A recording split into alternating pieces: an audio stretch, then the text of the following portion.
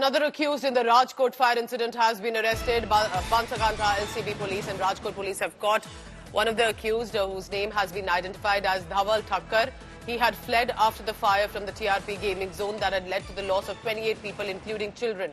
A gaming arcade where families had gathered on the weekend to celebrate and enjoy. We are told that from Abu Road is another accused, is the fourth accused who's been taken into custody. Brijesh Doshi is joining me for the latest on that. Brijesh, it's still shocking to come to terms with what unfolded. A gaming zone, families must have gathered. Children have lost their life as well. Who is this accused? Why has he been arrested in this case? Pooja, there are 6 accused named in the FIR by police, and those out of 4 of them are the co-owners of the property they have owned. There are 2 party floors on which the illegal structure or the temporary structure was built. So Dhaval Thakkar is one of the partner of the firm. So the same 3 accused who were presented in the court yesterday evening, they told the court that they are not the owners of the temporary structure or the gaming zone. So police must arrest these 3 owners who are still absconding.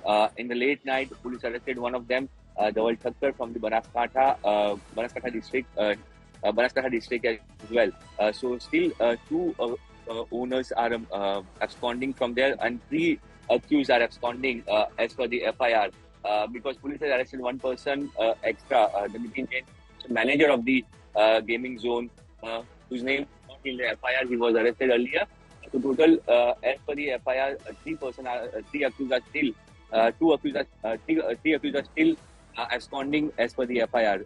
Though 4 accused have been arrested and 3 have been produced to the court, and police got the remand of 14 days of those 3 accused. Right, Brijesh, keep tracking and updating. Let's hope and ensure we'll constantly be reporting on this case. That, this is not about negligence of just the owner or the manager. This appears to be a full system. How were their safety protocols not taken into consideration by the agencies?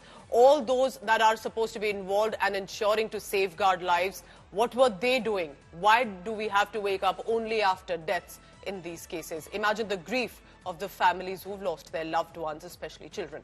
Brijesh, thank you very much for now.